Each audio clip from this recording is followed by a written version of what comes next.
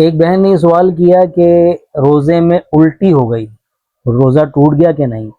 تو یاد رکھیے الٹی سے روزہ جب ہی ٹوٹے گا جب 3 شرائط پائے جائیں۔ نمبر 1، روزہ ہونا یاد ہو۔ نمبر 2، جان بوجھ کر کوئی ایسا عمل کیا ہو، منہ میں انگلی وغیرہ ڈالی، کوئی ایسا کام کیا جس سے الٹی آ گئی۔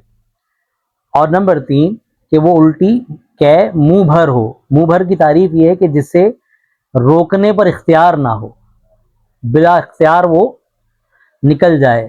تو یہ 3 شرائط جمع ہو تو ٹوٹتا ہے، ورنہ روزہ نہیں ٹوٹتا۔ تو لہٰذا اگر کسی نے جان بوجھ کر ایسا عمل نہیں کیا بلکہ الٹی خود آ گئی، چاہے اب وہ منہ بھر ہے، تو اس کا روزہ نہیں ٹوٹے گا۔ روزہ ہونا یاد نہیں تھا اور جان کے کوئی عمل کر لیا، یعنی ایسا کوئی عمل کیا کہ الٹی آئی لیکن روزہ ہونا یاد نہیں تھا، تو اس سے بھی روزہ نہیں ٹوٹے گا۔ روزہ ہونا یاد تھا، کوئی عمل بھی کیا لیکن منہ بھر نہیں تھی جس کا روکنا مشکل ہو جائے، پھندا وندہ لگ جاتا ہے، تو اس سے بھی روزہ نہیں ٹوٹے گا۔ واللہ اعلم بالصواب۔